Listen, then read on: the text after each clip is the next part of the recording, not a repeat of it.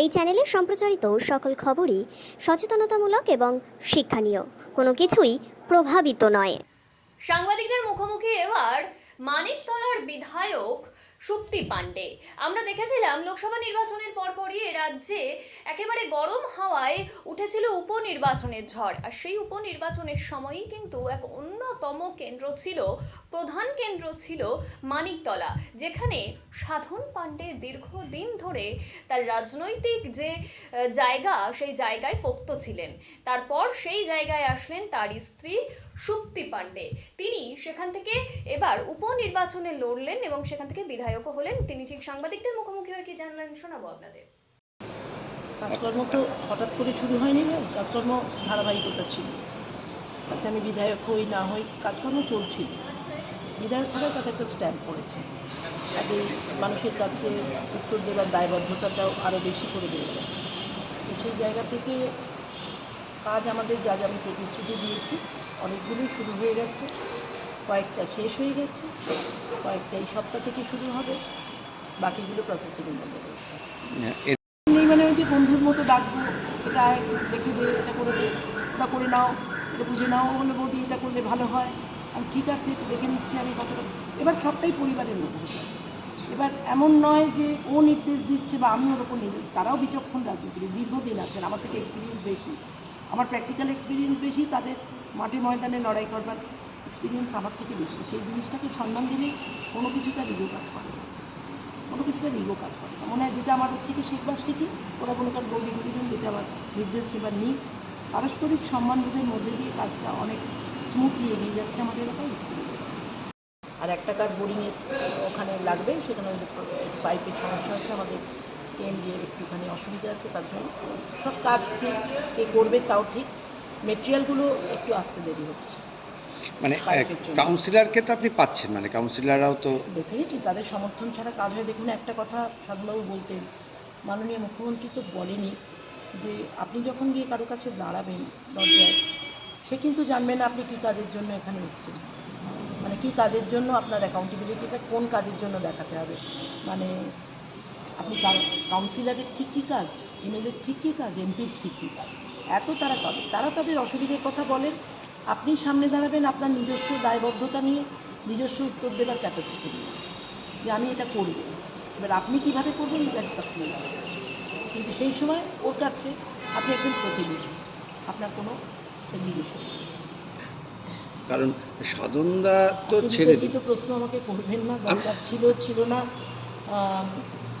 মাননীয় মুখ্যমন্ত্রী আমাকে বন্ধুর নজরে দেখেনি, তিনি মনে করেছেন আমাকে সব দিক থেকে আগলে রাখার তার দরকার আছে।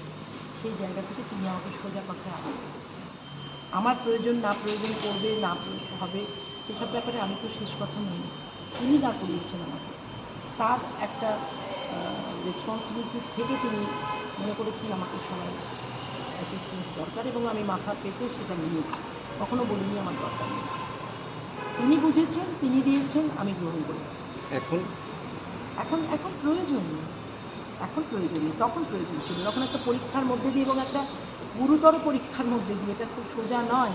সাধনবাবু তখন অলরেডি 2.5 বছর নেই আমার সঙ্গে, চলে গেছেন পৃথিবী থেকে, কিন্তু তার যে ফুটস্টেপস গোটা রাজ্য জুড়ে, গোটা মানিকতলা জুড়ে, গোটা উত্তর কলকাতা জুড়ে আপনি হাঁটলে দেখতে পাবেন, প্রতিটা অলিতে গলিতে প্রতিদিন তার নাম শুনবেন।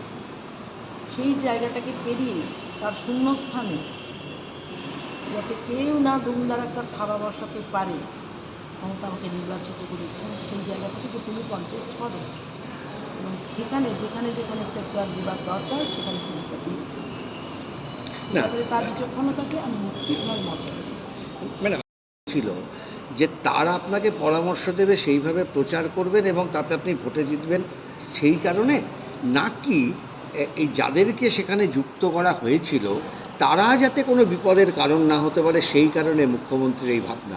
কারণ যারা দাঁড়িয়েছেন মানিকতলাতে, নতুন করে আপনাকে পরিচিত করানো বা কোনো বাধা আসলে সেগুলোকে টপকানোর পরামর্শ দেওয়া, তার কি কোনো প্রয়োজন ছিল? আমি সরাসরি প্রশ্ন করলাম, আপনি যদি আবারও আপনাকে বললাম, এ ব্যাপারে সরাসরি আমাকে প্রশ্ন করবেন না। আমি কি ভাবলাম না ভাবলাম, কী প্রয়োজন ছিল না ছিল, সেই মুহূর্তে সেটা মাননীয় মুখ্যমন্ত্রী কী ভাবলেন সেটা আমি বুঝছি। আবারও বলছি, আমি নিজে থেকে দাঁড়াইনি, তিনি আমাকে দাঁড় করাবার পরামর্শ দিয়েছেন বা নির্দেশ দিয়েছেন যে তুমি দাঁড়াও। এবার আমার পরিবারের উপর মানুষের বিরাট আস্থা আছে, বিরাট, মানে চোখ বুঝে তারা দুবার ভাবে না আমার পরিবারের কথা। এমনি সেখানে কী প্রয়োজন ছিল না প্রয়োজন ছিল সেই আলোচনা এখন থাকে না। মাননীয় মুখ্যমন্ত্রী ধরেছেন, আমি তাকে মনে করেছি, এই শেষ কথা।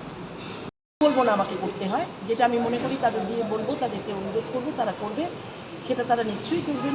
যদি সেটা তারা কোথায়, তারা আবার যেখান থেকে পিছিয়ে পড়বেন, তারও সীমাবদ্ধতা আছে, সেখান থেকে আমি ধরবো, যেখানে এমপিকে বলার কথা যে কিছু টাকা স্যাংশন করুন আমার এলাকার জন্য, তাকে অ্যাপিল করবো। এখনও যদিও আমি সেরকম কিছু নিইনি ওনার থেকে, কিন্তু বললে নিশ্চয়ই তিনি দেবেন। আর বাদবাকি আমার তো সময়টা কম, কারণ আমি 4-5 মাস মাত্র নির্বাচিত হয়েছি, আমার হাতে 1 বছরের সময়। যেই দাঁড়াক না কেন তার জন্য রাস্তাটা স্মুথ করে দেওয়ার দায়িত্ব আমার। তো সেই জায়গা থেকে প্রত্যেক দিন মানুষের সঙ্গে আমার যোগাযোগ, প্রতিদিন, প্রতি মুহূর্তে, দিন বললে ভুল হবে, মানে কোনো নিজের মানে প্রাইভেসি তো চলে গেছে। এখন মাননীয় মুখ্যমন্ত্রী আমাকে নির্ভর করেছেন হসপিটালের ব্যাপারে, নীলরতন সরকার, কাজে তার মুখোজ্জ্বল করা তো আমার কাজ। তো সেখানে যতটুকু করবার, আমাকে একটা মিটিং করেছি, আর একটা মিটিংয়ের ডেট মোটামুটি দেবেন প্রিন্সিপাল। তো সেখানে নিয়ে আমার প্রস্তাবগুলো তুলে ধরবে। প্রতিদিন লোককে ভর্তি করতে হচ্ছে, কে বেড পাচ্ছে না, কার ইমিডিয়েটলি আইসিইউর দরকার, এগুলো বরাবরই দেখতাম আমার অফিস থেকে। এখন আরও বেশি করে দেখতে হবে।